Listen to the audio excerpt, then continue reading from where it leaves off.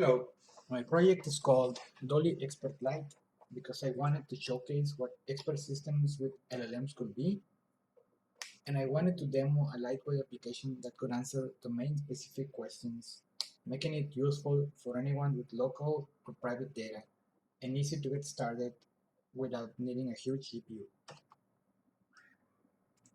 Now I'm going to explain my choices.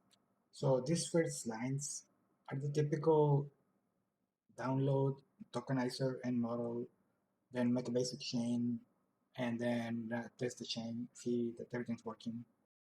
For text embeddings, I chose E5 base B2 because I saw that under the MTEB English leaderboard, it was just number 2 for retrieval tasks, and it's also under 500 megas, which is the smallest size I've seen in any text embedding model.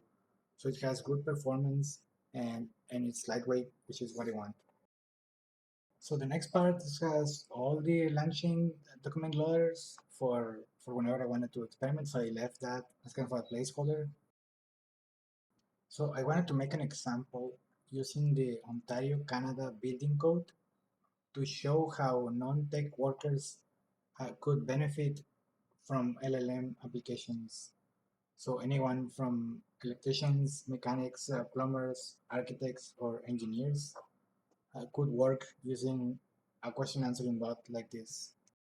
For the text splitter, I chose 300 as the chunk overlap because I thought it was a good balance in the depth of the context.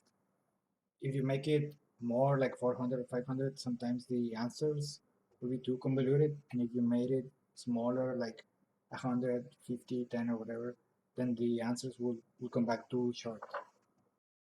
So the next part, I'm making a vector database using Chroma and LangChain. Then I use the vector database to make a retriever, and I kept k as 3 just to have more context again. As I said, like I think because we're using a smaller model, more context is better. In the next part, I'm just testing that the retriever works, that it returns something.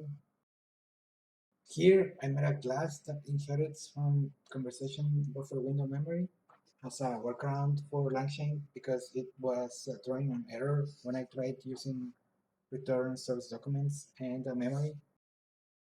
As for the prompt template, I used you are the assistant to a tradesperson with knowledge of the entire building code to provide specific details using the context given and the user's questions. So these ones are just helper functions to process the LLM response. And then we have some example questions I asked the bot, and we can see it's citing sources and the responses make sense. Next, I wrote a small Gradio app, but since I was running a cluster without a GPU, my CPU inference was taking too long. So I decided to refactor and deploy using Hugging Face spaces. I deployed on a T4 small GPU, which allowed me to get an inference speed of about 10 seconds. As we can see here, when we ask, are there any restrictions or guidelines for outdoor electrical wiring and fixtures? It takes about 14 seconds and returns a coherent and factually correct answer.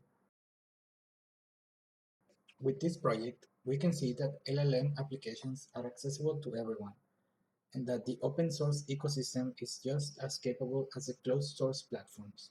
Here we provide a functional, lightweight prototype that demonstrates the power and potential of open source LLMs in delivering valuable and specialized information to end users.